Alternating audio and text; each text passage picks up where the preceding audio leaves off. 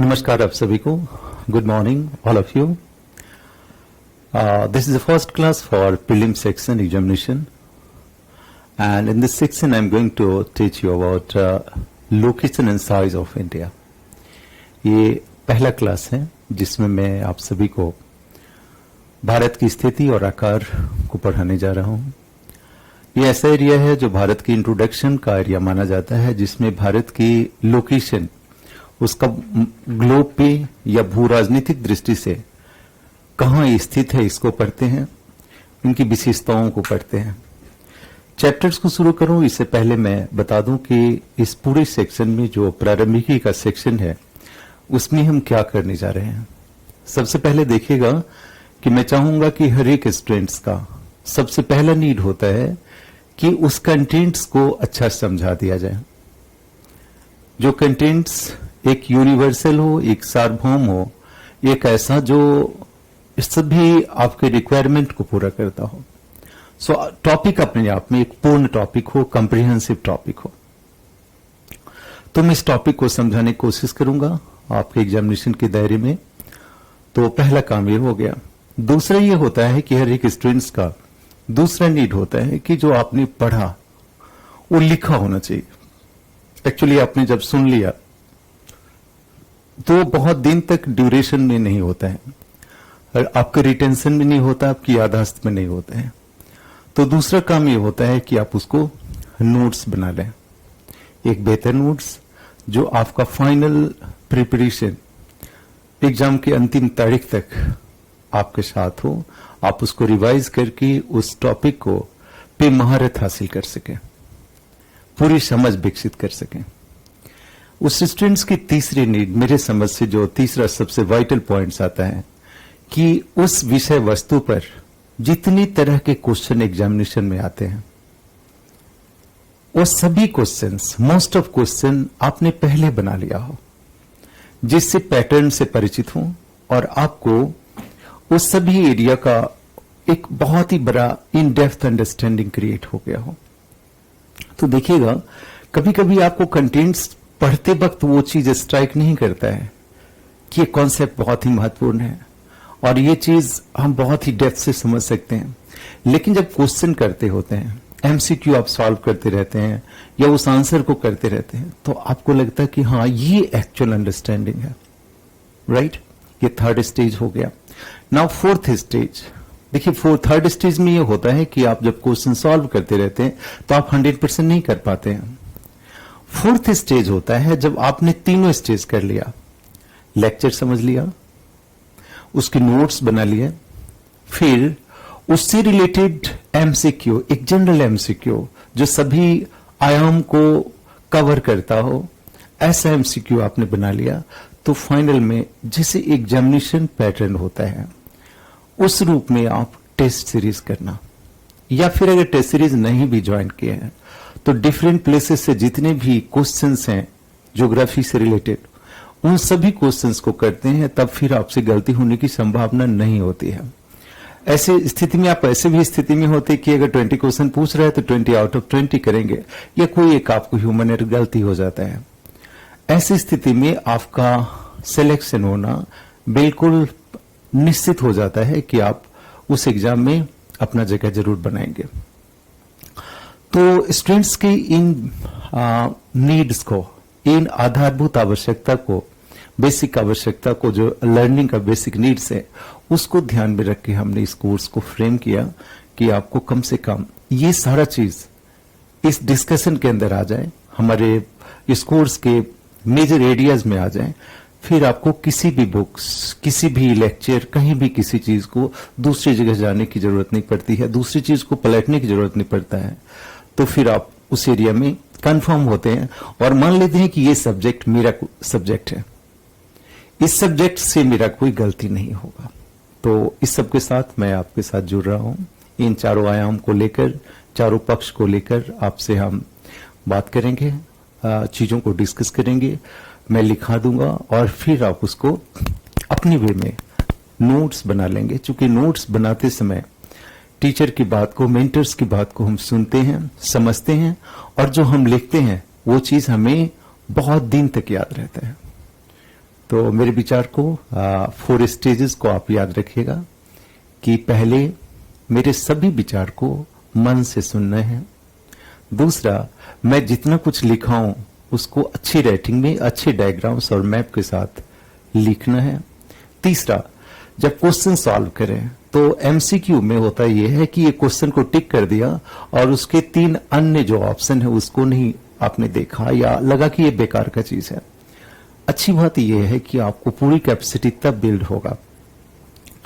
तो question solve करने की तैयारी के दौरान मैं बताता हूं, क्वेश्चन जब सॉल्व करें तो चारों एमसीक्यू के बारे में आप लिखिए कि एक्चुअली वो क्या है, तब कंक्लूजन में पहुंचिए कि जो क्वेश्चन पूछा गया उसका ही आंसर है। ठीक है, तो ऐसे में क्या होगा कि आप एक क्वेश्चन की जगह पे 4 क्वेश्चन सॉल्व करेंगे और एक चैप्टर से आपने 10 क्वेश्चन सॉल्व किया तो 40 क्वेश्चन की कैपेसिटी आपके अंदर होगी।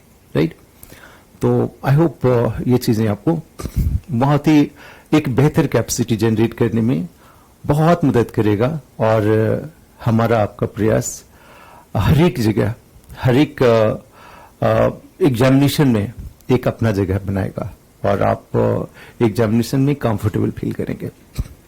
सो एक सामान्य सा चैप्टर फर्स्ट चैप्टर में डिस्कस करना चाहता हूं। आपको ये चैप्टर आप कई क्लासेस में एनसीईआरटी में पढ़े होंगे और फिर जब बच्चे ग्रेजुएशन में जाते हैं वहां भी पढ़ते हैं। तो मैं एग्जामिनेशन के ख्याल से इसको मैं डिस्कस कर रहा हूं। एक बेसिक चीजें, इंडिया साइज एंड लोकेशन। अब देखिए यहां पे इंडिया के साइज की बात करता हूं एंड लोकेशन की। सबसे पहले मैं बात करूंगा लोकेशन का।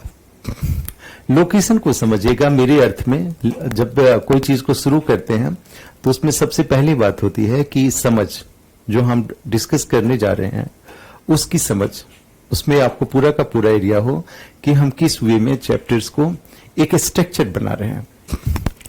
अब देखिए जब भी कोई लोकेशन की बात आती है तो ज्योग्राफी में हम लैटिट्यूड लॉन्गिट्यूड यूज करते हैं, कितने अक्षांश पे है, कितने देशांतर पे है, उसे हम कहते हैं जियोमेट्रिकल लोकेशन।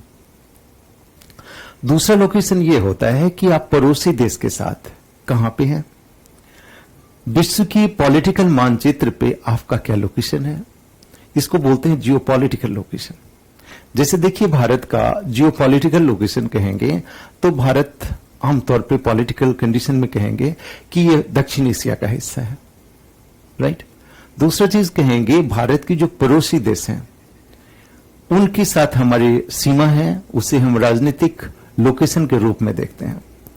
सो अक्षांश और देशांतर के रूप में जो हम लोकेशन बताते हैं उसे बोलते हैं हम जियोमेट्रिकल लोकेशन। इतना लैटिट्यूड है, इतना लॉन्गिट्यूड है। ठीक है, और जब हम मैप पे राजनीतिक रूप से पड़ोसी देश और विश्व के संदर्भ में राजनीतिक मैप पे इंडिया को ढूंढते हैं तो उसे बोलते हैं हम जियोपॉलिटिकल लोकेशन। मेरे ख्याल से ये दोनों चीज आपको क्लियर हो गया होगा। दोनों संदर्भों को हम डिटेल से पढ़ेंगे। लिखिएगा, नोट साथ साथ लिखते चलें तो बहुत ही बेहतर एक अंडरस्टैंडिंग बनेगा। आप लिखिए भारत की स्थिति या विश्व में भारत की स्थिति, the location of India on the globe. उसको फिर इंट्रोडक्शन में लिखिए कि विश्व में भारत की स्थिति को, मैं इस लेक्चर को इस रूप में ड्राफ्ट किया हूं कि हिंदी इंग्लिश दोनों के बच्चे, मीडियम के बच्चे साथ साथ अच्छे से लिख पाए। और जहां तक दुविधा हो, हिंदी वाले को इंग्लिश में दुविधा होता है कि ये वर्ड क्या है और इंग्लिश वाले को हिंदी में दुविधा होती है, तो दोनों वर्ड्स का आपको कंफर्म होता है तो एमसीक्यू सॉल्व करना बड़ी इजी होता है। अब जियो पॉलिटिकल लोकेशन, भू राजनीतिक स्थिति, वहां पे बिल्कुल क्लियर नजर आएगा। लैटिट्यूड लॉन्गिट्यूड के संदर्भ में स्थिति, तो टर्म्स को, दोनों टर्म्स को हिंदी इंग्लिश में आप टर्म कम से कम, जो हिंदी मीडियम के भी हैं इंग्लिश के टर्म को जरूर देखें और इंग्लिश मीडियम के हैं उनको अगर टर्म हिंदी कहा जाए तो प्लस है, उनके लिए बोनस है ना। सो लिखिए भारत की स्थिति को, विश्व में भारत की स्थिति को 2 प्रकार से व्यक्त किया जा सकता है। The location of India on globe can be describe in 2 forms. The location of India on the globe can be described in 2 different forms. विश्व मानचित्र पर भारत की स्थिति को दो प्रकार से व्यक्त किया जा सकता है। पहले को लिखिए, बहुत ही रुक के बहुत आराम से नोट्स बनाइए, कोई बहुत जल्दी नहीं है, उसको बहुत ही बेहतर ढंग से बनाइए कि लगे कि ये मास्टरपीस वर्क है, परफेक्ट वर्क है और इससे ज्यादा कुछ हो नहीं सकता, राइट। सो ये चीज आपको फेथ देता है कि आप जो भी कर रहे हैं वो विशिष्ट है, स्पेशल है और आपको बड़े से भीड़ में आपको अलग बनाएगा, राइट। सो लिखिए, भू राजनीतिक स्थिति, जियोपॉलिटिकल लोकेशन, और इसको लिखिए ज्यामितीय स्थिति, ज्यामितीय स्थिति। लिखिए, विश्व मानचित्र पर भारत की स्थिति को दो प्रकार से व्यक्त किया जा सकता है। पहला लिखिएगा भू राजनीतिक स्थिति, जियोपॉलिटिकल लोकेशन, और दूसरा लिखिएगा जियोमेट्रिकल लोकेशन, जिसको लिखिए ज्यामितीय स्थिति। पहले को डिफाइन कर ली, फिर डिटेल पढ़ेंगे। लिखिए भू राजनीतिक स्थिति, लिखो इसे विश्व के भू राजनीतिक प्रदेशों के संदर्भ में अध्ययन किया जाता है। इसे विश्व के भू राजनीतिक प्रदेश के संदर्भ में अध्ययन किया जाता है और भारत का पड़ोसी देशों से भू राजनीतिक संबंध के रूप में अध्ययन किया जाता है। So it is study of India on geo political location and in reference to neighbour countries, so geo political location in reference to neighbor countries and also in reference to geopolitical map of the world। तो दो बातें हमने कहा, विश्व की भू राजनीतिक मानचित्र में भारत की स्थिति कहां है और पड़ोसी देशों के संदर्भ में भारत की स्थिति क्या है, that is a geopolitical location. Now come to geometrical location, इसको लिखिए ज्यामितीय स्थिति। लिखिए ज्यामितीय स्थिति अक्षांश और देशांतर के रूप में व्यक्त की जाती है। So geometrical location can be described और it is described by using latitude and longitude. Geometrical location is described in term of latitude and longitude. थोड़ा सा मैं इसको एक्सप्लेन करना चाहता हूं, ज्यादा क्लियर हो जाएगा, आप समझ पाएंगे। देखिए, हमारा पृथ्वी बिल्कुल ओवल राउंडेड या जियोइड शेप का है, जहां पर रेफरेंस लेना बड़ी मुश्किल है। किसी गोले चीज पर आप अगर कोई बिंदु लगाइए तो मुश्किल होगा, उत्तर है दक्षिण है, ऐसा करना मुश्किल हो गया।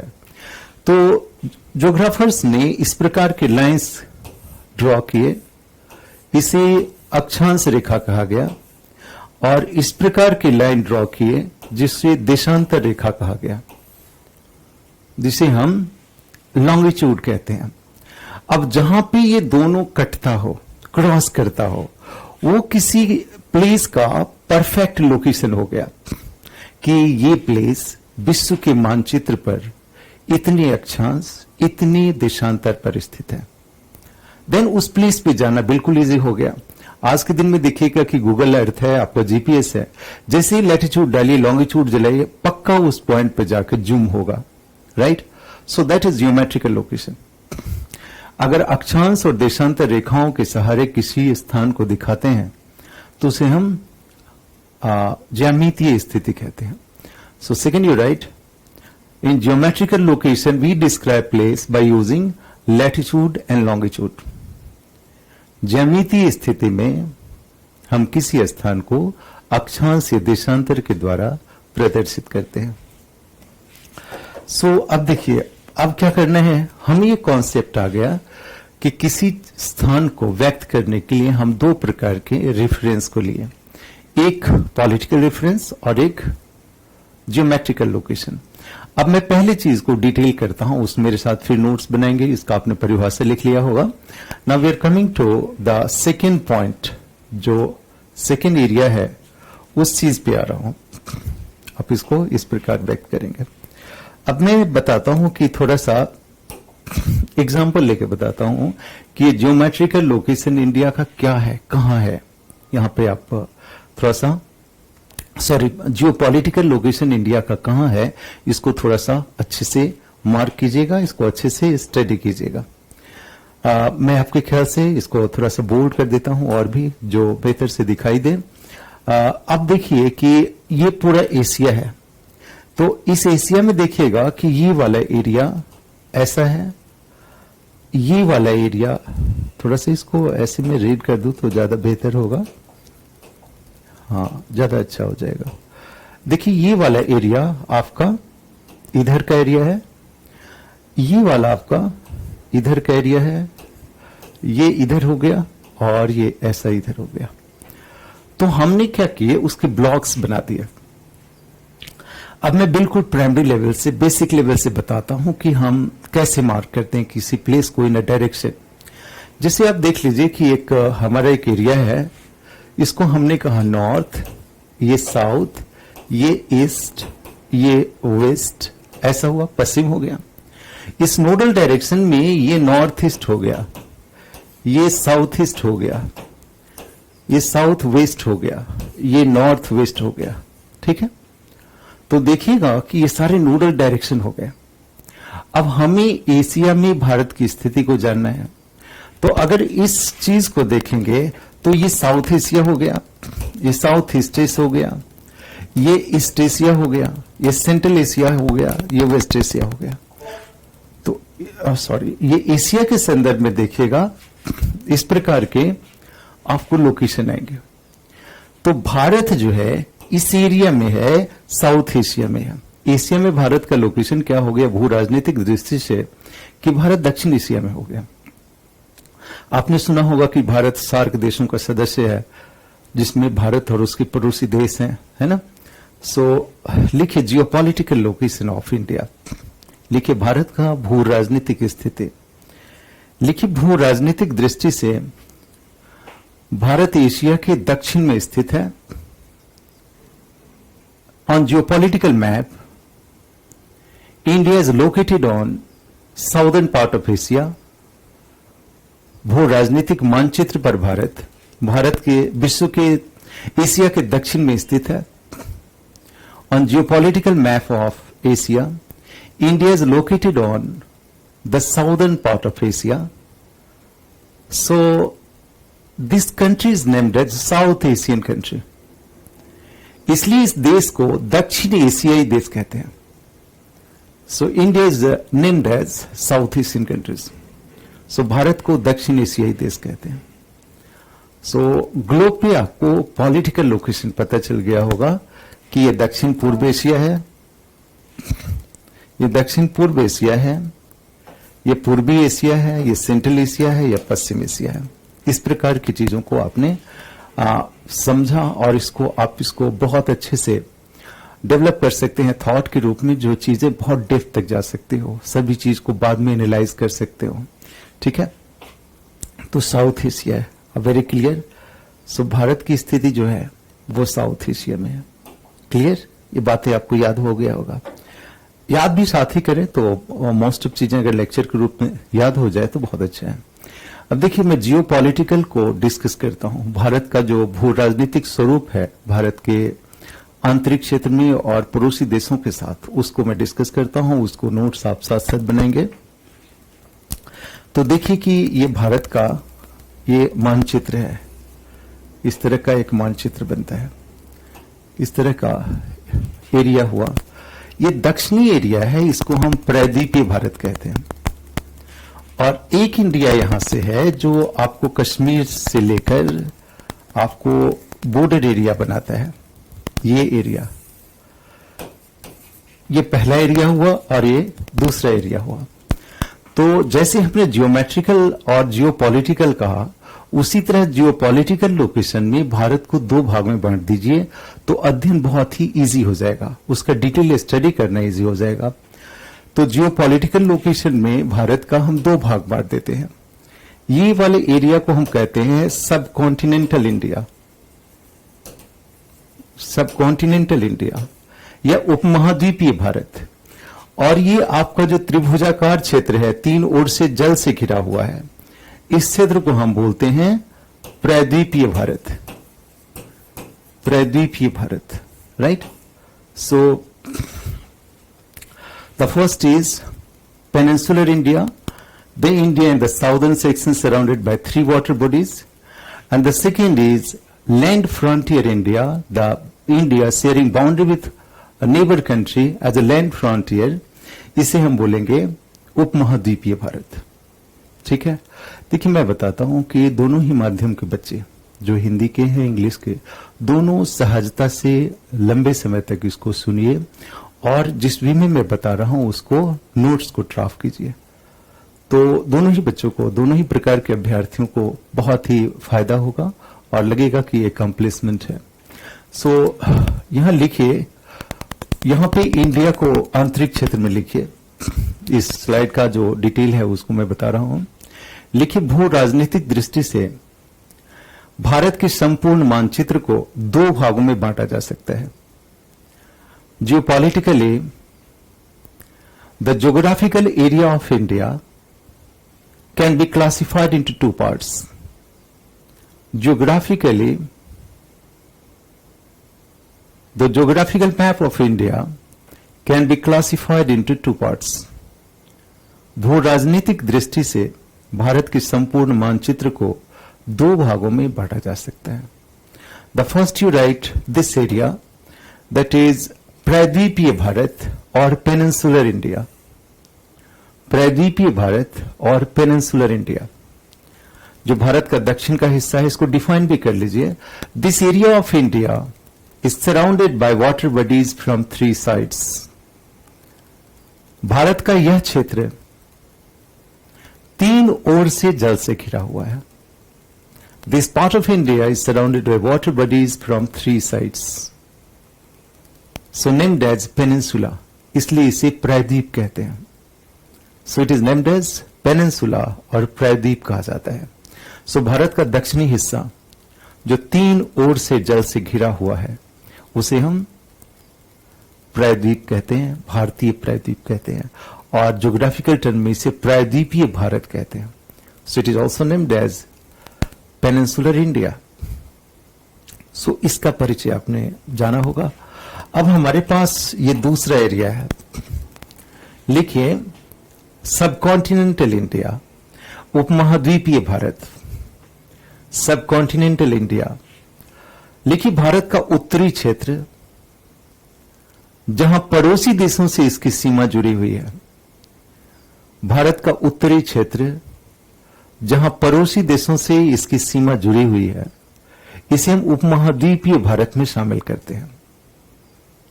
So in the north of India,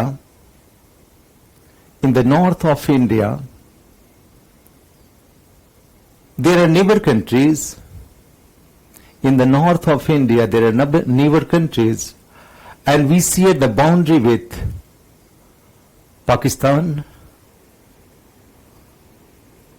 China, Bhutan, Bangladesh, Nepal, and all other countries, all major countries जो आपको सार्क देशों में देखते हैं। सो इन कंट्रीज से सीमा, सभी का नाम हमने नहीं लिखाया, हमने सिर्फ लिखाया कि हमारे पड़ोसी देशों से हमारी सीमा जुड़ी हुई है। So in land frontier of India, India share boundary with neighbour country. इन सभी सीमाओं को हम डिटेल में भी पढ़ेंगे, जिसमें सभी देशों का इंटरनेशनल बाउंड्रीज भी आप याद करेंगे जीके जीएस के पर्पज से।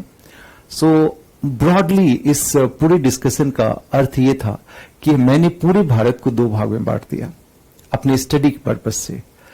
साउदर्न हिस्से को हमने कहा पेनिनसुलर इंडिया, प्रायद्वीपीय भारत, और उत्तरी हिस्से को जहां हमारे पड़ोसी देश हैं उसकी स्थलीय सीमा है, उसे हमने कहा सब continental India.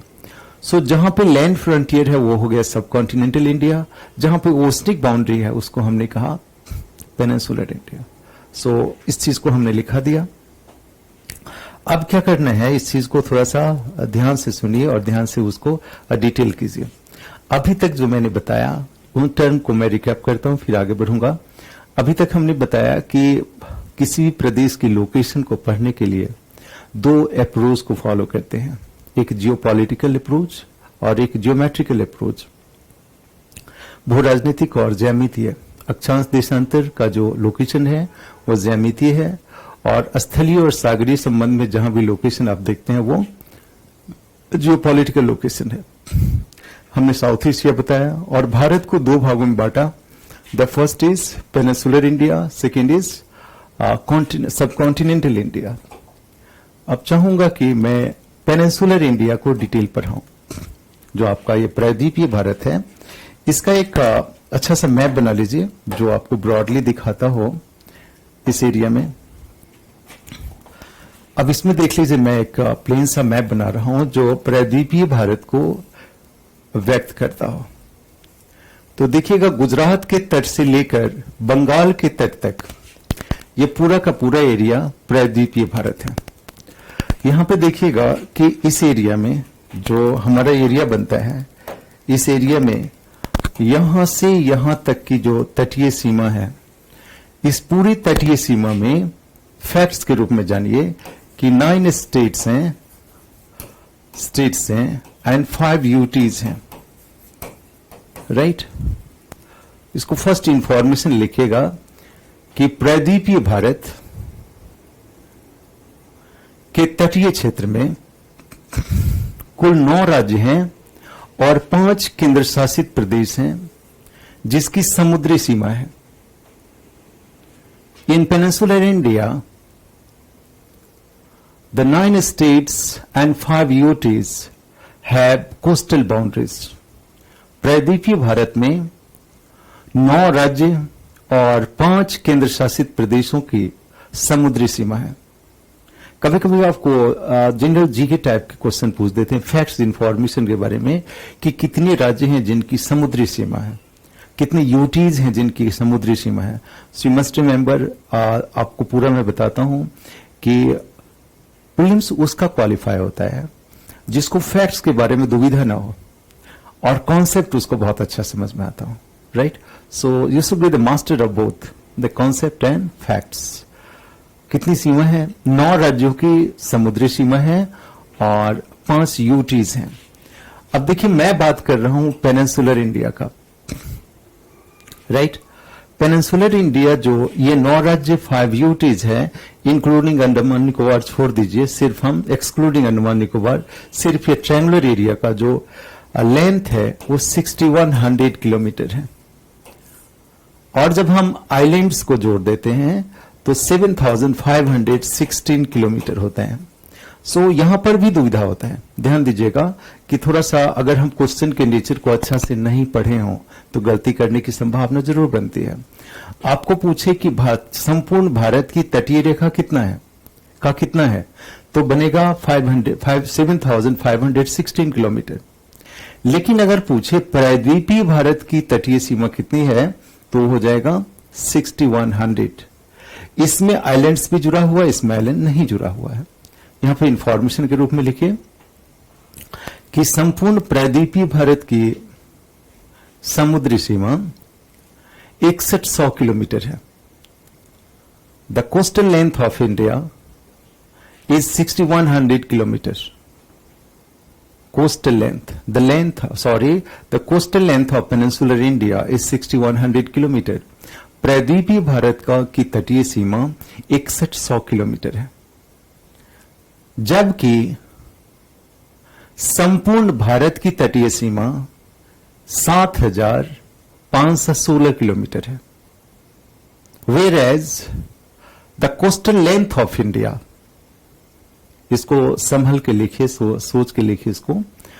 Where as the coastal length of India including islands is 7516 kilometre.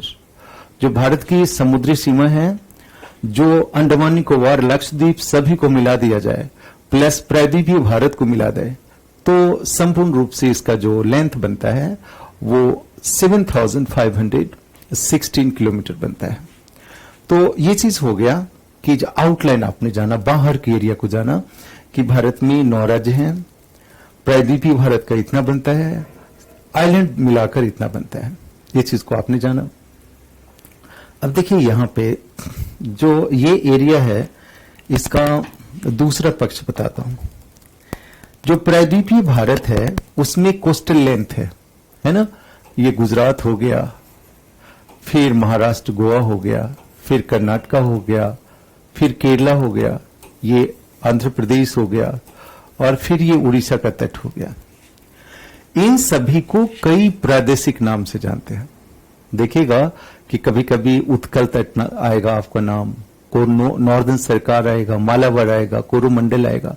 इन चीजों को डिफाइन किया जाए, थोड़ा सा इसको लिखा जाए कि इसमें देखिएगा कि ये कोंकण कोस्ट है, इसको बोलते हैं हम कन्नाड कोस्ट, इसको बोलते हैं हम मालाबार कोस्ट, इसको बोलते हैं हम कोरोमंडल, इसको बोलते हैं नॉर्दर्न सरकार या उत्कल कोस्ट। हिंदी में भी लिखा जाए तो इसी तरह लिखा जाएगा, चूंकि इंडियन नाम है और हमारी भूमि से संस्कृति से जुड़ा हुआ है, the similar we have the same name, तो इसको लिखा जाए। सेकेंड इंफॉर्मेशन के रूप में आप नोट्स बनाइए, लिखिए कि भारत के तटीय क्षेत्र को कई प्रादेशिक नाम से जानते हैं। There are different regional name of Indian coastal areas, or you can say there are different name for the coastal areas of India. So Bharat के प्रायद्वीपीय प्रदेश को कई प्रादेशिक नाम से जानते हैं, तटीय क्षेत्र को कई प्रादेशिक नाम से जानते हैं। पहले लिखिएगा कोंकण कोस्ट। कोंकण, वहां कोंकणी भाषा है जिसके कारण इसको बोलते हैं कोंकण कोस्ट। सो राइट, कोंकण कोस्ट लिखिए। महाराष्ट्र से लेकर गोवा तक का क्षेत्र कोंकण तट कहलाता है। So from Maharashtra to Goa, the region is named as Konkan coast. Maharashtra से लेकर गोवा तक का तट कोंकण तट कहलाता है। भाषा क्या हो गई? कोंकणी हो गई। The second you write Kannad coast. यहां पे कन्नड़ भाषा होने के कारण इसे कन्नाड कोस्ट कहते हैं। So right there, कर्नाटका के तट को कन्नाड तट कहा जाता है। The coastal area of Karnataka is named as Kannad coast. That is second coastal area. And the third you write Malabar coast. The coastal area of Kerala is named as Malabar coast. So on the western coast of India we have three from north to south. देखिए एक चीज और भी बताता हूं, जब भी किसी मानचित्र को सामने रखें तो उसको विजुलाइज कीजिए, उसके मैप को अपने सामने रखिए and then put the places, आपको याद हो जाएगा, रटने की जरूरत ही नहीं है। So you put there first in the north you have Konkan coast, then you have Kannad coast and then finally you have Malabar coast. Sometime matching में भी क्वेश्चन आ सकता है, उसको सामने मैच कर दीजिए। Kerala Malabar coast, Karnataka Kannad coast, Goa and Maharashtra Konkan coast. Got that? Now come to the eastern part of India. यहां पे भारत के पूर्वी तट की ओर आए, है ना। तो पूर्वी तट पे देखिएगा कि कोरोमंडल नजर आएगा, उत्तरी सरकार नजर आएगा। तो यहां पे क्या करना है, उस चीजों को डिफाइन करना से कहां तक। सो लिखिएगा fourth coastal area, this one is a fourth coastal area, right. लिखिए कोरोमंडल तट, कोरोमंडल कोस्ट। इसमें कोस्ट को ऐसे लिखिए, कोरोमंडल कोस्ट, इसमें लिखा जाए कोरोमंडल कोस्ट, कोरोमंडल कोस्ट। लिखिए कोरोमंडल तट। लिखिए यह तमिलनाडु से लेकर मध्य आंध्र प्रदेश तक है। The area of Coromandel is from Tamil Nadu to mid of Andhra Pradesh. सो मध्य आंध्र प्रदेश से तमिलनाडु तक का पूरा एरिया कोरोमंडल तट कहलाता है। So it is a coastal area from Tamil Nadu to Coromandel, mid of Andhra Pradesh. Now come to this area, that is Northern Sarkar, the fourth area, जो आपको लगता है, जिसको हम राष्ट्रीय गीतों में उत्कल बंगा ऐसा नाम देते हैं। तो उत्कल मीन्स ओडिशा कोस्ट, है ना। इसको हमारे ज्योग्राफी की भाषा में यहां कहा गया नॉर्दर्न सरकार। लिखिए उड़ीसा के तट को उत्तरी सरकार के नाम से जानते हैं। The coastal area of Odisha is named as northern सरकार। उड़ीसा के तट को उत्तरी सरकार के नाम से जानते हैं। It is also named as Utkal coast, इसे हम उत्कल तट भी कहते हैं। सो यहां पर देखिएगा कि ये तट जो है उत्कल कोस्ट हो गया, उत्कल बंगा ऐसा हम राष्ट्रगीत में गाया करते हैं। तो हमारे पास देखिए डिफाइन एरिया हो गया। अभी तक का जो एरिया हुआ, मैं इसको ब्रश करता हूं, थोड़ा सा साफ कर देता हूं, आपको ये नजर आएगा। अब हमारी जो विचारधारा है उसमें देखिए हमने लेंथ फैक्ट्स में बताया, पूरी भारत के कोस्टल एरिया का लेंथ हमने इंफॉर्मेशन के रूप में बताया। फिर हमने की इंफॉर्मेशन जोड़ा एक कॉन्सेप्ट के रूप में कि भारत के जो तटीय प्रदेश हैं उसको कई नामों से जानते हैं। कौन कौन से नाम हैं आप एक बार मैप में उसको लोकेट करके छोड़ दीजिए, then will find a very unique thing for और interesting thing for you right now. Geography में ड्रॉ करके पढ़ना एक बहुत बड़ी बात होती है। उसमें ड्रॉ करके उसको दिखाकर आप जब उसको चीजों को लोकेट करके पढ़ते हैं तो समहाउ इट्स इंटरेस्टिंग ऑल्सो और आपको याद करना आसान हो जाता है। Now come to the next part of discussion. इसमें जो है हमने कोस्टल लेंथ, कभी कभी आपको पूछता है एग्जामिनेशन के संदर्भ में जो पूछेगा कि भारत का जो कोस्टल एरिया है वो सबसे ज्यादा किसका है, तो फर्स्ट रैंक पे देखिएगा कि हमारा गुजरात आता है, चूंकि इसका जो कोस्टल लेंथ है जिगजैग एरिया है। द सेकेंड एरिया महाराष्ट्र का आता है, then we have Tamil Nadu and Maharashtra. तो देखिएगा कि भारत के अब जो एग्जामिनेशन होते हैं उसमें कभी इस तरह के इंफॉर्मेशन आ जाते हैं, उसको याद रखना चाहिए। लिखिएगा कि भारत के तटीय क्षेत्र में सबसे बड़ी तटीय सीमा गुजरात की है और दूसरे नंबर पर आंध्र प्रदेश आता है। So the largest coastal area among the states of India, the largest coastal area in the states of India is of Gujarat। लेकिन भारत की संपूर्ण सभी राज्यों के तटीय सीमा में गुजरात की सीमा सबसे बड़ी है। Gujarat has the largest coastal length, followed by Andhra Pradesh. जो दूसरी सबसे लंबी तटीय सीमा है वो आंध्र प्रदेश की है। You have the second number, right? So उसका भी जिगजैग है, कर्व है, कर्व होने के कारण वो जो लेंथ है वो आपका बढ़ जाता है। जैसे आप देखिएगा एक यूनिक सा क्वेश्चन बताता हूं इसी संदर्भ में कि जैसे देखिए अगर आपको विश्व के महाद्वीपों में दे दे कि विश्व के महाद्वीपों में सबसे बड़ी तटीय सीमा किसकी है, अफ्रीका की, एशिया की, यूरोप की, अमेरिका की, साउथ अमेरिका की, तो जब अगर अपनी इंफॉर्मेशन नहीं पढ़ा होगा तो बड़ी दुविधा में पड़ जाएंगे।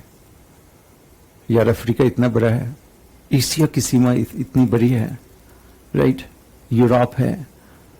तो जब आप उसको मौलिक रूप से न पढ़ के आप उसको जब इंफॉर्मेशन में जाएंगे तो देखेंगे यूरोप का जो कट है वो कई जगह है, कर्व है। तो सबसे बड़ा जो कोस्टल लेंथ आता है यूरोप कहा जाता है, जो कभी सोचते भी नहीं हम। आमतौर पे अगर नहीं पढ़े हो, नहीं इंफॉर्मेशन में उसको रिसीव किया हुआ है तो हम निश्चित रूप से अफ्रीका या एशिया टिक आउट करके आ जाएंगे, है ना। सो यहां पे देखिए जो कर्व है वो लेंथ को बढ़ा देता है। सो गुजरात की सबसे लंबी तटीय सीमा है, फॉलोड बाय आंध्र प्रदेश, और फिर हमारी तटीय सीमा में तमिलनाडु और महाराष्ट्र आते हैं। So we have other two states with long coastal line और तमिलनाडु एंड महाराष्ट्र, राइट। उसमें महाराष्ट्र तमिलनाडु ऐसा लिखेंगे, ठीक है। तो इन चीजों को हमने कोस्टल लेंथ के रूप में आपको बताया। फर्स्ट टू रैंक जरूर याद कर लें, दूसरा तीसरा चौथे रैंक की जरूरत पड़ती नहीं है आमतौर पे फर्स्ट लेवल की इंफॉर्मेटिव एग्जाम में। कभी कभी देखिएगा जो यूपीएससी के पेपर होते हैं उसमें चारों के चारों आपको सीरीज में दे देगा, 4 सीरीज आपको बिल्कुल आना चाहिए, राइट। जब हम स्टेट पीसीएस को टारगेट करते हैं तो हमारे पास अगर 2 भी है देन हम विनर है ना, वहां पे परेशानी नहीं होगी, ठीक ना। So now move from here. अब देखिए यहां पे जो कोस्टल लेंथ बताया उसमें एक चीज यहां पे ध्यान दीजिएगा कि हमारा ये एरिया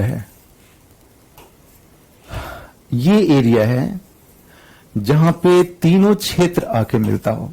कभी कभी बच्चे पढ़ते हैं और हमसे पूछते हैं भाई इंडियन ओशन कहां से सर। देखो देखने में तो बड़ी इजी लगता है, अगर उसको मौलिकता से पूछ दिया जाए तो प्रॉब्लम आता है। ये देखिए बे ऑफ बंगाल यहां है, ये अरेबियन सी है, और जहां से कन्याकुमारी शुरू होता है उसका दक्षिणी हिस्सा इंडियन ओशन है। इस और जहां पे ये तीनों पॉइंट मिलते हैं, ये तीनों के तीनों पॉइंट मिलते हैं, ये इस एरिया को हम कन्याकुमारी कहते हैं।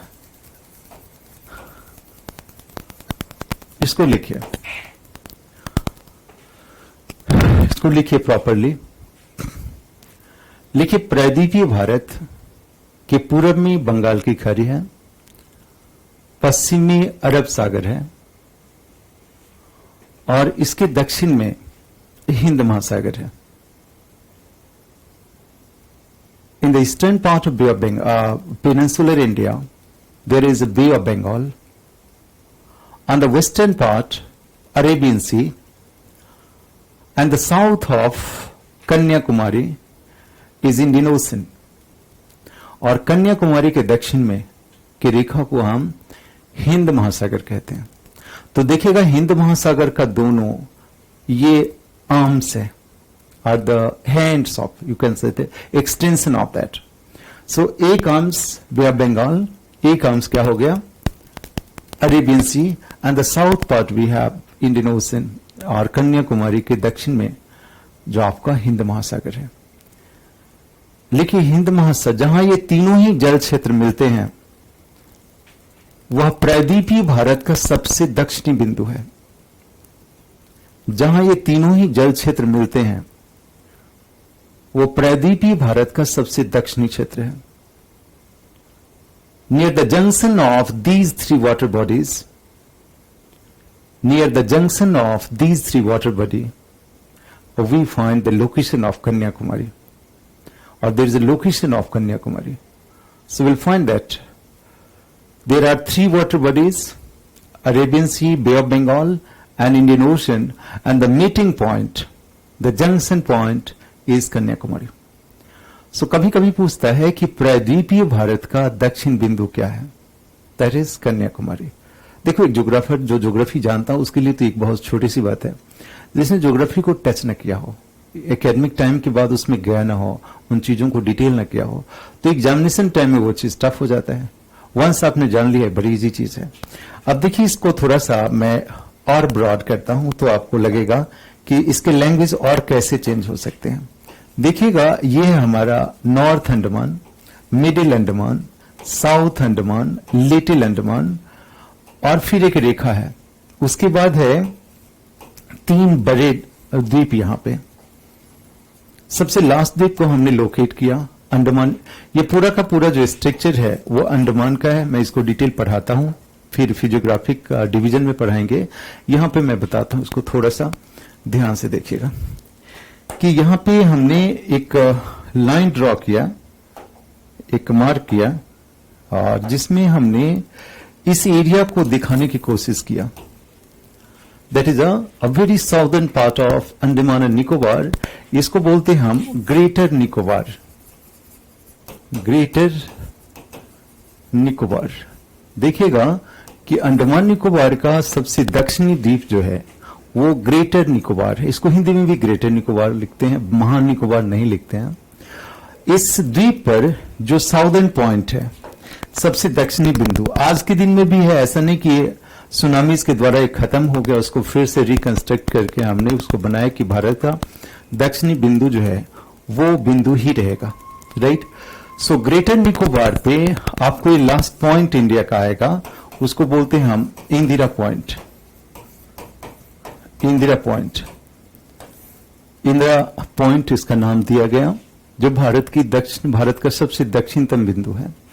पुराने समय में जब ये बिंदु हुआ करता था, पहले इंदिरा पॉइंट जब नाम पड़ा उससे पहले इसे कहते थे पिग्मिलियन पॉइंट। पिग्मिलियन पॉइंट, जो रोमन गोडेस होते हैं ना, उसे हम पिग्मिलियन कहते हैं, उनके नाम से इसका नामकरण किया गया था।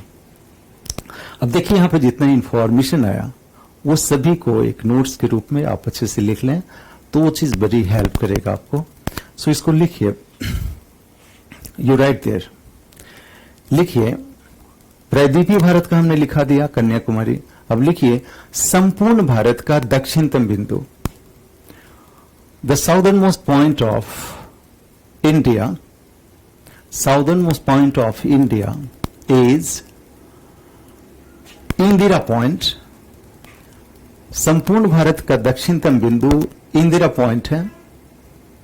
The southern point of India is Indira point, जो ग्रेटर निकोबार द्वीप पर स्थित है. It is located on greater Nicobar island. मैं पूरी सेंटेंस को फिर से बताता हूं, आपको इजी होगा. लिखिए कि संपूर्ण भारत का दक्षिणतम बिंदु इंदिरा पॉइंट है. Indira point is the southern most point of India. It is located on greater Nicobar island, जो ग्रेटर निकोबार द्वीप पर स्थित है. आपने लिख लिया होगा कि यह ग्रेटर निकोबार द्वीप पर स्थित है. ये ख्याल रहे कि उस पेस में लिखें, उस पेस में समझें, जब बहुत फास्ट ना हो जाए और बहुत स्लो ना हो जाए, नहीं तो फिर वो लेजीनेस आता है, आप अपने पेस में नहीं होते हैं. So write with proper care, with alert mind, alert hands, दोनों चीज. तो देखिए और भी बात बताता हूं. दो तरह की रीडिंग होती है. एक कहते हैं एक पैसिव रीडिंग, एक होता है एक्टिव रीडिंग. जब किसी टीचर से क्लास में आप होते हैं तो आप एक्टिव रीडिंग करते होते हैं, आप लिखते भी होते हैं, उस चीज को समझते रहते हैं, वो चीज आपको रिटेंशन में आता है. पैसिव रीडिंग ये होता है कि आपने नोटबुक लिया, बुक लिया, टेक्स्ट बुक लिया, उसको अंडरलाइन किए जा रहे हैं, तो उसमें क्या है, या फिर वैसे ही पढ़े जा रहे हैं, उस चीज में आपके थॉट्स एग्रीगेट नहीं होते हैं. तो हमने क्या लिखा है आपको, the southern most point is Indira point located on greater Nicobar. लिखी इसे पुराने जमाने में पिगमिलियन पॉइंट कहा जाता था. In old days this point was named as Pygmalion point. पहले इस बिंदु को हम पिगमिलियन पॉइंट के नाम से जानते थे. So earlier it was named as Pygmalion point. So now fill, जो प्रायद्वीपीय भारत का जो मेजर लोकेशन है उसकी बात कर रहा हूं, फैक्ट्स की बात कर रहा हूं. अब यहां पे देखिए, यहां पे कुछ लाइंस आएंगे जो आपको बेहतर रूप से जानना चाहिए. अब यहां पे चूंकि प्रायद्वीपीय भारत का ही एरिया है, दक्षिण का एरिया है, तो मैं यहां पे आइलैंड्स का लोकेशन आपको बता दूं जो बेहतर होगा आपको. आप लिखिए the islands of India, Bharat के द्वीप समूह. आइलैंड्स ऑफ इंडिया, भारत के द्वीप समूह. अब इसको जैसा मैंने लिखा है उसको मार्क कर जाइए तो ज्यादा बेहतर होगा. ऐसा करता हूं कि मैं इसको फिर से ड्रॉ कर देता हूं तो आप बेहतर रूप से उसको मार्क कर पाएंगे. जैसे मैंने ये भारत का प्रायद्वीपीय एरिया बनाया, इसमें मैं ऐसा कर दूं कि north Andaman, middle Andaman, south Andaman, little Andaman, और फिर मैं इसको मार्क कर दूं कार निकोबार, लिटिल निकोबार और ग्रेटर निकोबार. इस तरह की बातों को हमने बोल्ड ही सामने रखा आपको कि आपको दिखाई दे दे. जितना देखो, एक चीज ध्यान देना कि आपको पढ़ने के दौरान जितना बोल्ड इमेज आपने बनाया उतना अच्छा याद होगा. कभी कभी कोई बच्चे नोट्स बनाते होते हैं, छोटे छोटे बिल्कुल कंजूस की तरह छोटे छोटे प्लेसेस बनाते रहते हैं, वो चीज याद ही नहीं होता. जितनी क्लियरिटी से आप डायग्राम बनाएंगे उतनी क्लियरिटी से आपको इंफॉर्मेशन याद होगा, समझ में भी आएगा. So go for a very clear diagrams जो दिखाई दे आपको. सो ये हो गया Andaman and Nicobar. Andaman and Nicobar. So Andaman Nicobar में नॉर्मली कहते हैं कि 36 आइलैंड है, मेजर 36 आइलैंड है. सॉरी, इस एरिया में जो आइलैंड्स हैं करीब टोटल 204 आइलैंड, 36 आइलैंड जो है आपका लक्षद्वीप का हिस्सा आता है. So you have major 204 island, एक फैक्ट्स के रूप में याद रखिएगा. और यहां पर देखिएगा कि इस आइलैंड्स को हम नाम देते हैं, मेजर आइलैंड को north Andaman, middle Andaman, little Andaman, sorry south Andaman and then little Andaman. हमने शॉर्ट फॉर्म लिखा है, इसको लिखिएगा हिंदी में उत्तरी अंडमान. कभी हम पूरा लिखते हैं तो वो भी याद होता है, ध्यान दीजिएगा. इसको लिखिएगा मध्य अंडमान, उसके बाद लिखिएगा दक्षिण अंडमान, साउथ अंडमान, उसके बाद लिखिएगा लिटिल अंडमान मीन्स छोटा अंडमान। उसके बाद लिखिए ये कार निकोबार,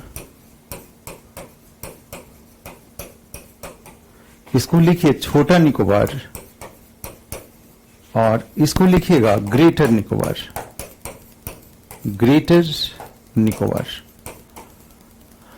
ये लेवल कर लीजिए, तो फिर उसका डिटेल लिखना आसान हो जाएगा, परिचय लिखना आसान हो जाएगा। सो पहला बोर्ड ने लिखेगा कि अंडमान निकोबार में करीब 204 द्वीप हैं। There are around 204 island in Andaman series. तकरीबन 204 द्वीप हैं अंडमान द्वीप में। लिखिए इन द्वीप समूहों को 2 वर्गों में बांटा जा सकता है। The island group can be divided into और ग्रुप्ड इनटू 2 डिफरेंट पार्ट्स। लिखे कि इन सभी द्वीप समूह को 2 वर्गों में बांटा जा सकता है। So go for the first, right Andaman, and the second Nicobar. पहले वर्ग को लिखिए अंडमान और दूसरे वर्ग को लिखिए निकोबार।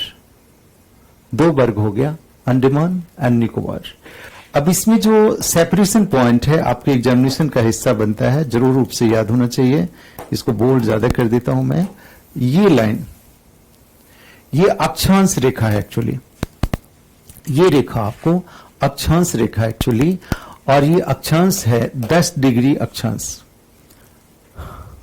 10 डिग्री चैनल, राइट ना। ये चैनल है that is 10 degree channel. So 10 degree channel है जो डिवाइड करता है आपको अंडमान को और निकोबार को। So the 10 degree channel separate, actually इसको लिखेंगे हम 9 degree channel separate Andaman and Nicobar. इसको लिखिए कि अंडमान निकोबार को विभाजित करने वाला, अंडमान निकोबार को विभाजित करने वाला अक्षांशीय रेखा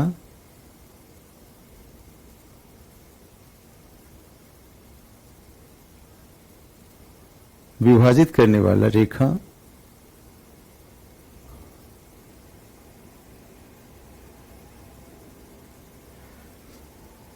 10 डिग्री अक्षांश है। लिखिए the 10 degree channel separate Andaman and Nicobar. So यहां पे क्लियर रूप से लिखेंगे 10 डिग्री अक्षांश अंडमान निकोबार को अलग करता है। अब देखिए ये बातें बड़ी सिंपल सी बात है कि 10 डिग्री चैनल इसको अलग करता है। कभी कभी थोड़ा सा डेप्थ जाके क्वेश्चन आ जाएगा। सॉरी, ये मैसेज था जिसको मैंने देखा। यहां पे ध्यान दीजिएगा, यहां पे देखिएगा कि एक लाइन आएगा, इसमें मैं फिर से फोकस करता हूं, आप लोग ध्यान दीजिएगा कि यहां पे एक लाइन आएगा। पहले ये लिख लीजिए, अगर 10 डिग्री चैनल हुआ तो किन 2 द्वीपों के बीच हुआ। लिखिए कि 10 डिग्री चैनल छोटा अंडमान और कार निकोबार के बीच स्थित है। 10 degree channel is located between little Andaman and car Nicobar. 10 degree अक्षांश और 10 डिग्री चैनल दक्षिण अंडमान और कार निकोबार के बीच स्थित है। Is located between southern Andaman and car Nicobar. तो अगर जनरल पूछ दे कि अंडमान निकोबार को कौन विभाजित करता है तो 10 डिग्री चैनल हुआ। थोड़ा सा डेप्थ जाके पूछ दे, थोड़ा सा टफ क्वेश्चन बनाने के ख्याल से पूछ दे कि 10 डिग्री चैनल किन 2 द्वीप को अलग करता है। द्वीप समूह कर हटा के क्या कर दिया गया, द्वीप कर दिया गया। तो आप लिखेंगे छोटा अंडमान और कार निकोबार के बीच स्थित है। सो इस तरह की छोटी छोटी एनालिसिस आपको बचाता है, बड़ी गलती से बता देता है। अब यहां पे लिखेगा that is Duncan pass.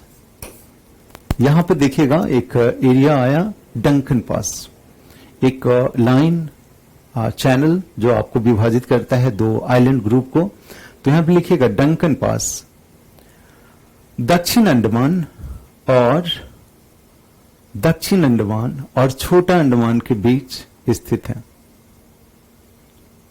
So right there, कि Duncan Pass is located between South Andaman and Little Nicobar.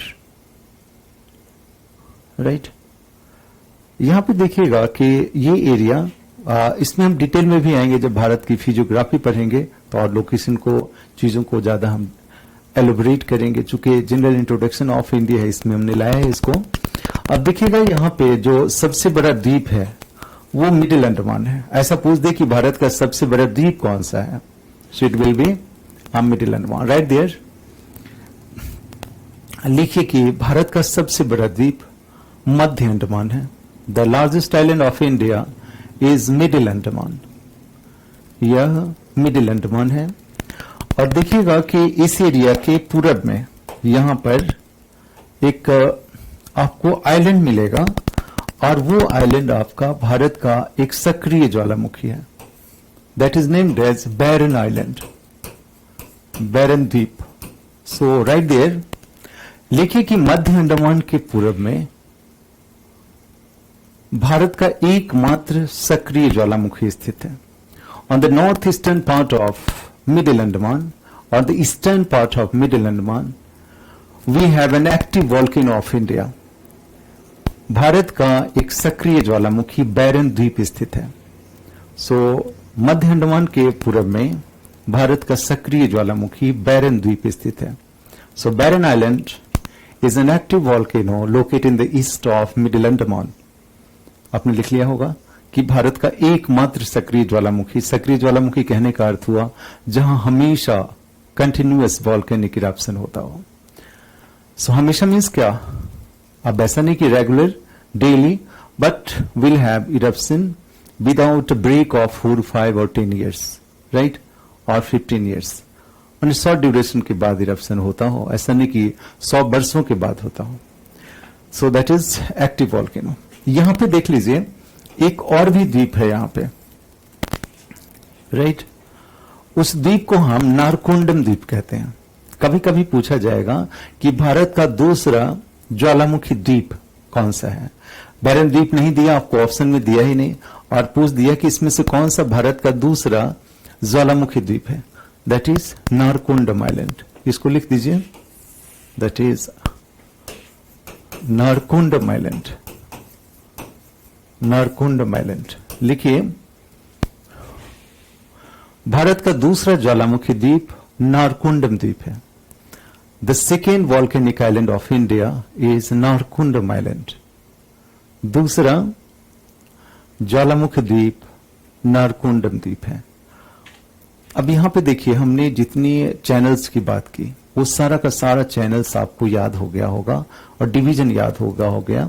हमने यूज किया 10 डिग्री चैनल, हमने यूज किया डंकन पास, हमने यूज किया बैरन आइलैंड और नारकोंडम आइलैंड। ये सारे आइलैंड्स जो है जितनी ट्रेडिशनल क्वेश्चन आते हैं, फिक्स क्वेश्चन आते हैं, उन सभी का हिस्सा होता है।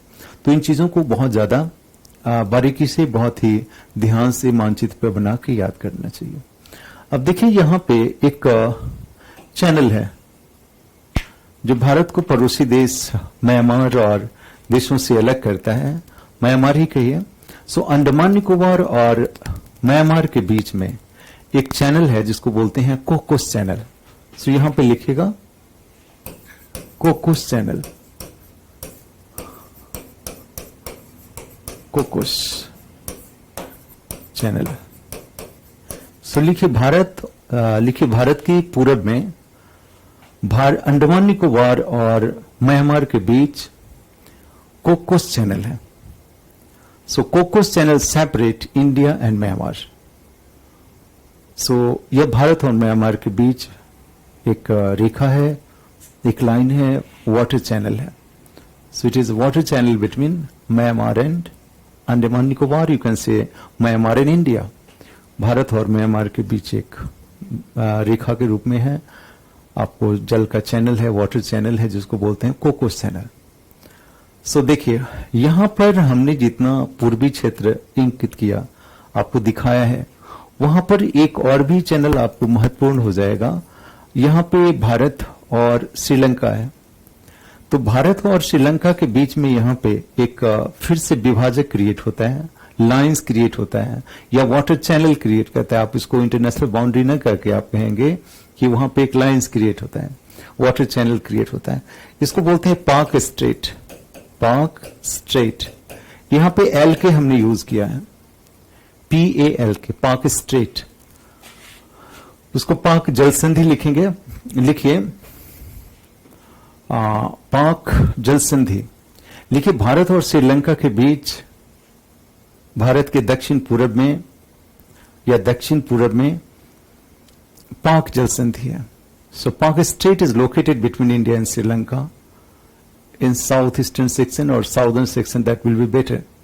लिखिए भारत के दक्षिण में, भारत और श्रीलंका, दक्षिण पूर्व ना लिखे, दक्षिणी लिखिए, कि भारत के दक्षिण में भारत और श्रीलंका के बीच पाक जल संधि स्थित है। सो गॉट इट क्लियरली, हमने इस चीज को मार्क किया कि इस एरिया में कौन कौन सी इंफॉर्मेशन प्रीलिम्स के एग्जामिनेशन में पूछे जा सकते हैं और आपको इन चीजों की जानकारी होनी चाहिए, जरूर होनी चाहिए भारत के परिचय के संदर्भ में। अब देखिए इन चीजों को मैं क्लीन करता हूं और पेनिनसुलर इंडिया के हिस्से में ही हम कंटिन्यू रहते हैं, इन चीजों को थोड़ा सा हम डिटेल करते हैं।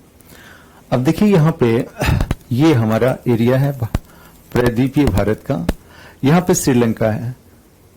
इस श्रीलंका के जो बीच का एरिया है, भारत और श्रीलंका के जो बीच में ये मन्नार की खाड़ी है, वहां पे दो द्वीप हैं जो भारत श्रीलंका के बीच है।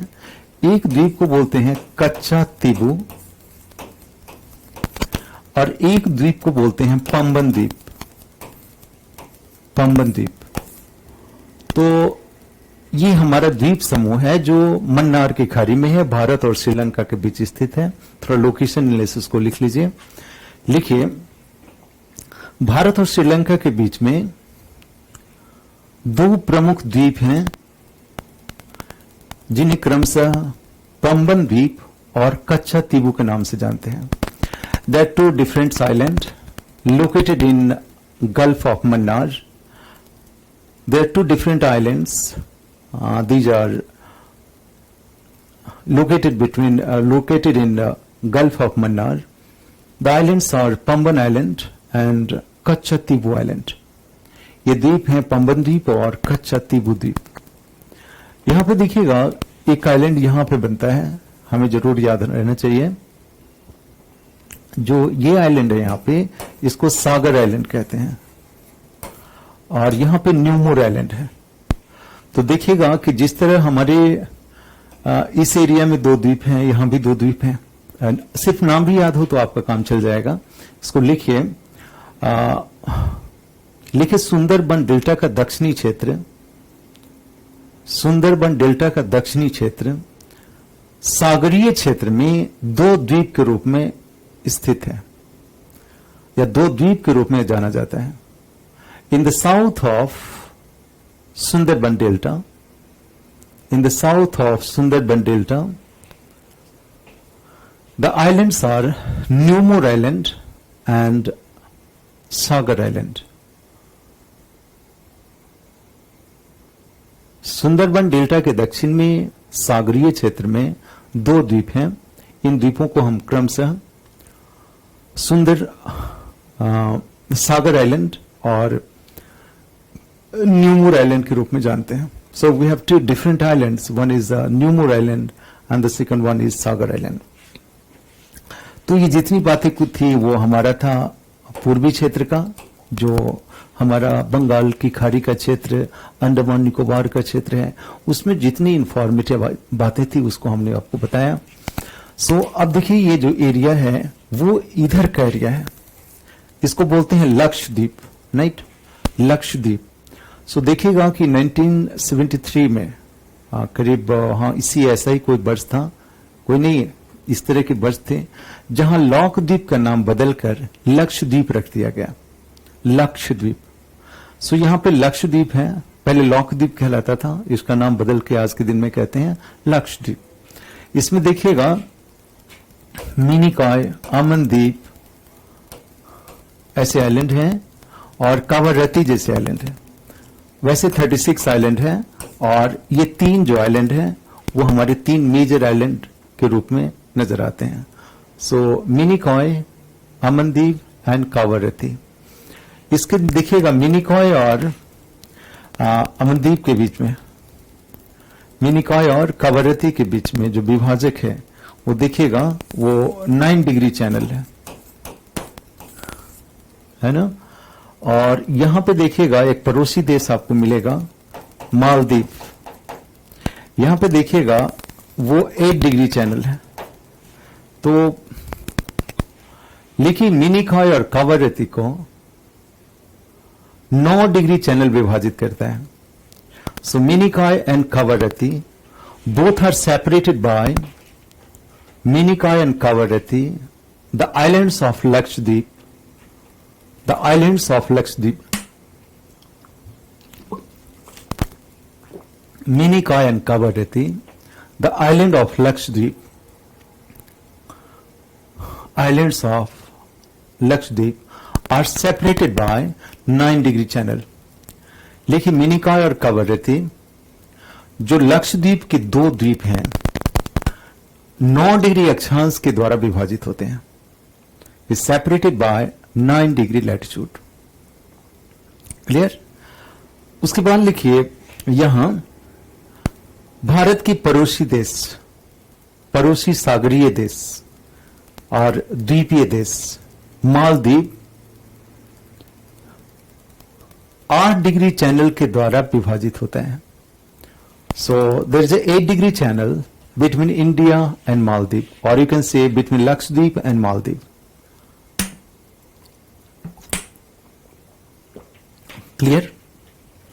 सो लिखिएगा लक्षद्वीप और मालदीव के बीच 8 डिग्री चैनल विभाजित करता है। अब देखिए यहां से जितना इंफॉर्मेटिव एरिया है वो सभी के सभी समाहित नजर आएंगे कि हम इसके द्वारा पूर्ण रूप से जितने भी क्वेश्चंस आते हैं उसको हम टेकल कर पाएंगे। राइट। सो मेजर इश्यूज जितनी भी थी हमने लोकेशन एनालिसिस के तौर पे बता दिया। इसी तरह कभी कभी ऐसा पूछा जाता है कि भाई दक्षिण भारत का सबसे हाईएस्ट पीक कौन सा है। हम फिर ज्योग्राफी में डिटेल चर्चा करेंगे, यहां पे सिर्फ ये चर्चा कर रहे हैं। दक्षिण भारत का जो सबसे हाईएस्ट पीक है उसको बोलते हैं अनाई मुड्डी, अनाई मुड्डी, अनाई मुड्डी।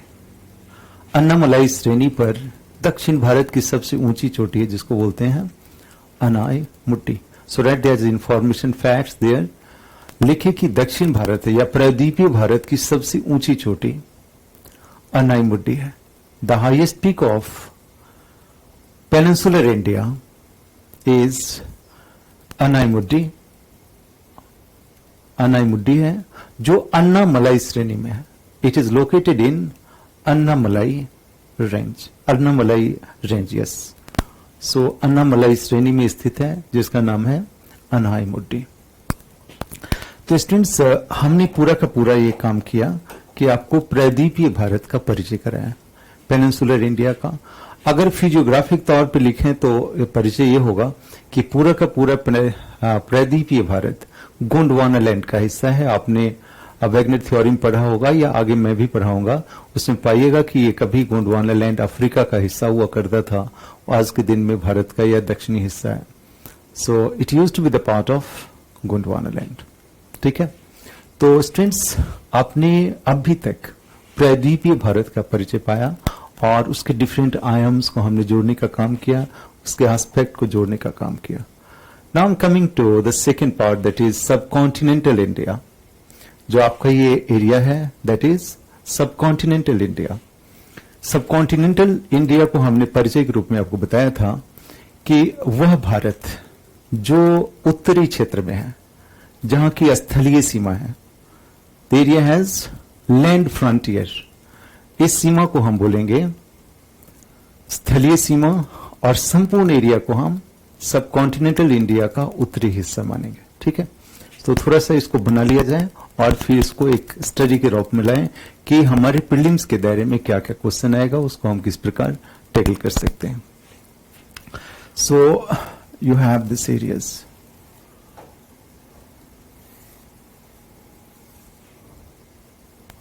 यहां पे अरुणाचल, नागालैंड, मणिपुर, मिजोरम और बंगाल का ऐसा एरिया, ठीक है।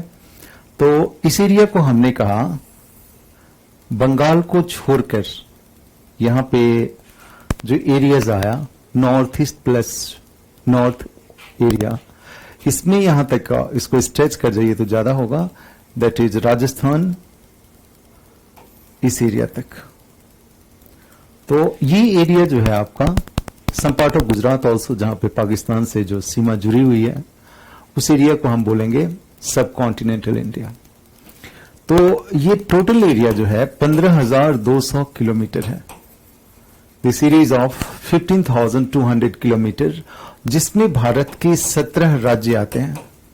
It include around 17 states of India. हम तो कभी कभी जो स्टेट लेवल के एग्जाम होते हैं देखिएगा कि डायरेक्ट क्वेश्चन पूछ देगा कि how many states of India have coastal boundaries, तो वहां पे नंबर याद होना चाहिए, इंफॉर्मेशन। कभी कभी जनरल पूछ देगा कि the length of frontier India और द लेंथ ऑफ सब कॉन्टिनेंटल इंडिया, तो यू हैव 15,200 किलोमीटर। अब ये जो सीमा है देखिएगा कि ये सीमा आपको यहां राजस्थान गुजरात से होती हुई ये पूरा का पूरा जाके त्रिपुरा में खत्म होता है, 15,200 किलोमीटर। सो इसको लिखा जाए जरा, लिखिए भारत का उत्तरी प्रदेश उपमहाद्वीपीय भारत का उत्तरी क्षेत्र है। लिखिए the northern part of India is a part, northern part of सब कॉन्टिनेंटल इंडिया। भारत का उपमहाद्वीपीय भारत का उत्तरी क्षेत्र है, जिसकी सीमा भारत की पड़ोसी देशों से जुड़ी हुई है, जिसकी सीमा भारत की पड़ोसी देशों से जुड़ी हुई है। The land frontier of India, the land frontier of India is shared by different neighbour countries, विभिन्न पड़ोसी देशों से जुड़ी हुई है, जिसमें 17 राज्य आते हैं और 15,200 किलोमीटर का सीमा क्षेत्र आता है। It includes total 17 states and 15,200 kilometre international boundaries, जिसमें 15,200 किलोमीटर की अंतर्राष्ट्रीय सीमा स्थित है। So we have very clear ideas, जिसमें जो चीजें हो क्रिस्टल क्लियर होकर याद करना है कि ये है तो यही है। आपको दूसरा ऑप्शन नजर आए तो आप उसको हटा पाए कि ये आंसर नहीं होगा। So now come to this area. कभी कभी क्या होता है कि हम ज्योग्राफी बहुत डिटेल नहीं पढ़े होते हैं तो हमें गलती होने की संभावना वहां पे बनता होता है। देखिएगा कि एक छोटा सा गलती हो जाएगा। यहाँ पे उन चीजों को मैं कम करने की कोशिश करता हूं। अगर आपको जानते हैं तो उसको वहां पे साइड में लिख लीजिए या उन चीजों को फिर कंटिन्यूटी में ले आएंगे। अब देखिए यहाँ पे जो हमारा एरिया है भारत के तटीय फ्रंटियर सीमा में, तो यहाँ पे हमारा पड़ोसी देश पाकिस्तान बनता है। पाकिस्तान भारत का हिस्सा हुआ करता था, हमारे यूनाइटेड इंडिया का पहले हिस्सा होता था। सो आज के दिन में हमारे पड़ोसी देश में भारत विभाजन के बाद ये एरिया है। इससे जुड़ा हुआ हमारा अंतर्राष्ट्रीय सीमा है गुजरात, ये गुजरात का एरिया हो गया, ये राजस्थान का एरिया हो गया, पंजाब का हो गया और JNK का एरिया हुआ, right. So we have the 4 states of India sharing the boundary with Pakistan, जिसमें देखिएगा कि जो यहां पे जो एरिया है, ये एरिया इसको बोलते हैं LOC, लाइन ऑफ कंट्रोल। वहां पे जो सीमा है बहुत ही डिमार्केटेड नहीं है। आप आज के दिन में कहिए कि भारत पाकिस्तान के बीच एक ऐसी सीमा जहां पे हमेशा जो कॉन्फ्लिक्ट का दायरा बनता है उसको बोलते हैं LOC, line of control.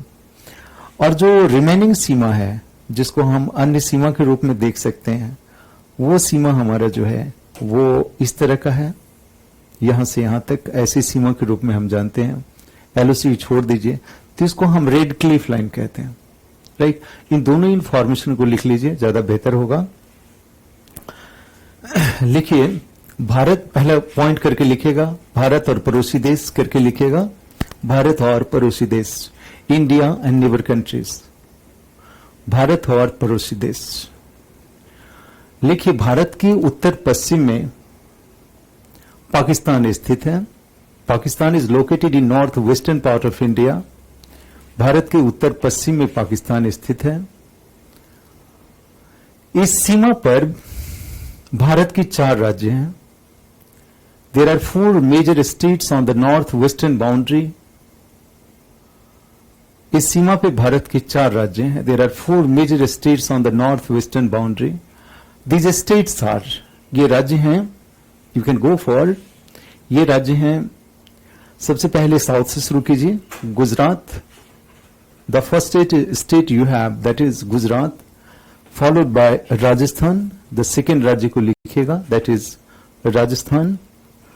And the third state you write that is Punjab. And the last you write Jammu Kashmir. So इस सीमा पर जो है 4 राज्य हैं। We have 4 major states on the north western part and these states are Gujarat, Rajasthan, Gujarat, Rajasthan, Punjab and Jammu Kashmir. सो देखिएगा उत्तर पश्चिमी क्षेत्र में भारत के 4 प्रमुख राज्य हैं, गुजरात, राजस्थान, पंजाब एंड जम्मू कश्मीर। लिखिए जम्मू कश्मीर में भारत और पाकिस्तान के बीच की सीमा को लाइन ऑफ कंट्रोल कहते हैं। In Jammu Kashmir the international boundary is named as LOC, नियंत्रण रेखा कहते हैं उसको। लिखिए अन्य राज्यों में इसे रेड क्लिफ लाइन कहते हैं। अन्य राज्यों में इसे रेड क्लिफ रेखा कहते हैं। In other states, north western states, this line is named as Radcliffe line. So Bharat Pakistan की जो सीमा है उसे हम रेड क्लिफ रेखा कहते हैं। और जहां पे कश्मीर का क्षेत्र है वहां पे हम लाइन ऑफ कंट्रोल या इसको बोलते हैं नियंत्रण रेखा।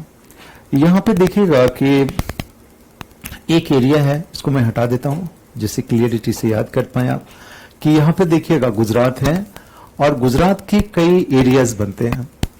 इस एरिया को बोलते हैं कच्छ का रन या रन ऑफ कच्छ। इसको बोलते हैं गल्फ ऑफ कच्छ और इसको बोलते हैं बे ऑफ कैम्बे। तो गुजरात का ये एरिया बनता है जहां फिर 3 डिफरेंट ज्योग्राफिकल एरिया बनता हो। यहां पे देखिएगा एक दलदल क्षेत्र, झील क्षेत्र है, झीली कहा जाएगा उसको, एक वाटर बॉडी है जो भारत और पाकिस्तान के बीच स्थित है, राइट। तो उसको छोटे झील को वहां उस क्षेत्र में हम क्रिक कहते हैं। तो वहां पे देखिएगा जो एरिया है सर क्रिक, वो गुजरात में भारत और पाकिस्तान के बीच सीमावर्ती क्षेत्र में एक विवादित क्षेत्र रहा है, राइट ना। सो सर क्रिक का आपको प्लेस पूछा जा सकता है। लिखिए रन ऑफ कच्छ के उत्तर पश्चिमी हिस्से में या पश्चिमी हिस्से में, in north western part of Rann of Kutch, उत्तर पश्चिमी हिस्से में सर क्रिक क्षेत्र भारत और पाकिस्तान के बीच एक विवादित क्षेत्र है। It's a disputed area between India and Pakistan. So ये एक एरिया है। मैं आपको और भी बता दूं इस लेक्चर का जो मेरा उद्देश्य है, जैसा हमने बताया आपको एक क्लास के शुरू में, कि इस पूरी तैयारी का 4 हिस्सा होगा जिससे आप किसी सब्जेक्ट में मास्टरी करते हैं। एक जो मैं कंटेंट पढ़ा रहा हूं, लिखा रहा हूं, आपका नोट्स हो गया। दूसरा इससे रिलेटेड MCQ, द पार्ट 2 हमारे लेक्चर का होगा जिसमें हम इस चैप्टर से रिलेटेड जो महत्वपूर्ण MCQ क्वेश्चन है, ऑब्जेक्टिव क्वेश्चन है, उसे हम डिस्कस करेंगे। और जब आपको इन तीनों एरिया में महारत हासिल हो जाए तो आप जितने सारे पेपर्स हैं जहां कहीं मिले उसको सॉल्व कीजिए और आपको इस विषय में, इस पर्टिकुलर कंटेंट्स में आपको दक्षता होगा और आप इसको सॉल्व कर पाएंगे। इस लेक्चर को यहां से मैं फिर नेक्स्ट लेक्चर में कंटिन्यू करूंगा और वहां से हम जुड़ पाएंगे जब हम पाकिस्तान सीमा के बाद म्यांमार की सीमा, नेपाल की सीमा, बांग्लादेश की सीमा को डिस्कस करेंगे। और फिर हम नॉर्थ जो पार्ट है जिसको हम बोलते हैं सब कॉन्टिनेंटल इंडिया की डिटेल बातों को जोड़ेंगे. So taking break from you, आप लोगों से मैं थोड़ा सा ब्रेक लेता हूँ, जस्ट टेकिंग ब्रेक. और इस ब्रेक के बाद जब हम आएंगे तो इन सभी चीज़ों को मिलकर पढ़ेंगे और एग्जामिनेशन की एक बेहतर तैयारी करेंगे. राइट. सो आप सभी को धन्यवाद मेरे साथ पढ़ने के लिए और पूरे मन से एक मिशन में काम करने के लिए. Thank you.